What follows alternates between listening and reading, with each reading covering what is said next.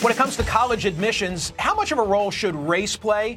That question back in the news this week. For the first time in Harvard University's history, the majority of students accepted into the incoming freshman class identify as non-white, 50.8% to be precise.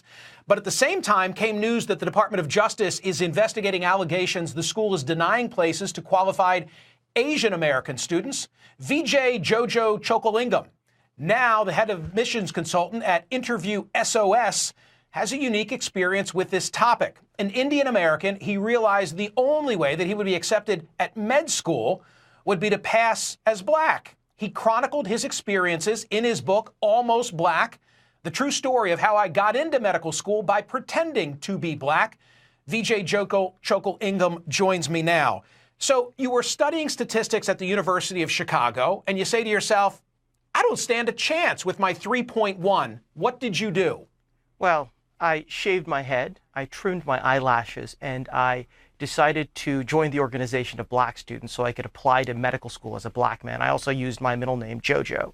I subsequently interviewed at medical schools across the country and managed to get waitlisted at Washington University and the University of Pennsylvania, then ranked the second and the third and fourth best medical schools in the country, and got into St. Louis University School of Medicine, despite the fact that my pretty pitiful 3.1 GPA was dramatically lower than their average of 3.7. Now, I wanted to mention a statistic you mentioned earlier in the program, which is that the majority of Harvard is now a minority. And I don't think that's true. I think that's very deceptive, because I think you're forgetting about the Pocahontas factor. And that is that there's a large number of people who are whiter than winter in Alaska who pose as minorities based on flimsy reasons. And as a result, it skews the statistics because they know that it can improve their chances of admission. So self-reporting of statistics that a minority, I don't think that's necessarily the best data to use. So, VJ, what you're saying is that you didn't just check a box. You went full-on Tootsie, and there are others out there who may not adopt the personification of a particular group. But they're checking the same box in the same way. I'm an independent admissions consultant. And I have so many clients who, they have an African-American great-great-grandfather, their great-great-grandmother was Hispanic or something like that. And for very flimsy reasons, they call themselves minority because they know it's going to improve their chances of admissions. So we cannot ignore the Pocahontas factor when you look at that statistic that 51% of people at Harvard are saying that they're all right, well, listen, because you are using the nickname, let's go there. You've said that what Lincoln did vis-a-vis slavery, Trump will do vis-a-vis affirmative action. Explain. I believe that President Trump, by appointing conservative anti-affirmative action justices and by using the Justice Department to go after the colleges and universities, I believe that he will end affirmative action like Lincoln ended slavery. As you know, Bob Jones University many years ago lost its nonprofit status because of its racist policies.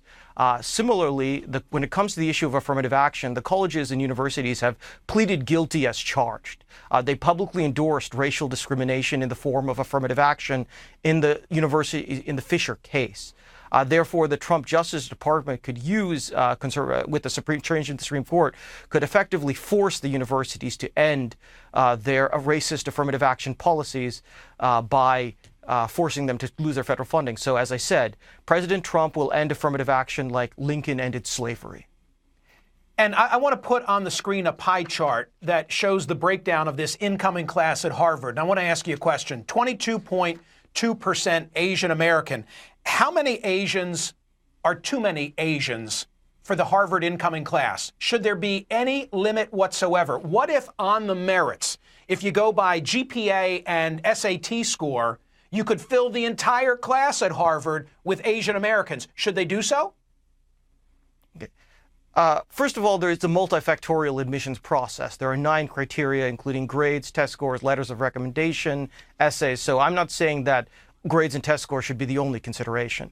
The second thing is data can easily be manipulated. I'm a CFA charter holder, but I can assess that. But the simple point is that as an Asian American It is harder to get into college or graduate school than any other racial category.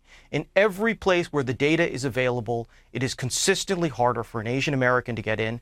I used the example earlier of medical school admissions, where it was 50% easier to get into medical school as an Asian American compared to an African American. So statistical data, there is no rationalization for racism.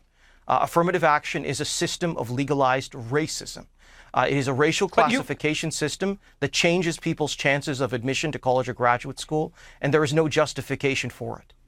But Vijay, you understand the point that I'm trying to make, which is to say that from the perspective of the admissions office, they are seeking to assemble a diverse student body. And if Asians on the merits could dominate the class, they might not want to do that because that therefore detracts from the ability of having equal representation of all groups. You get the final word as long as you make it quick. I'm glad that you brought up that point. I had the opportunity to go to UCLA, which is a school that doesn't practice affirmative action in admissions.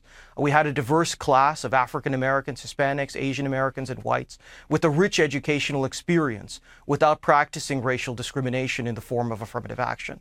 So I don't want anyone to believe that affirmative action racism is essential to a good education. Understood. Vijay Jojo Chokul Ingam, by the way, Mindy Kaling's brother. I saved that for the end. Thank you for being here.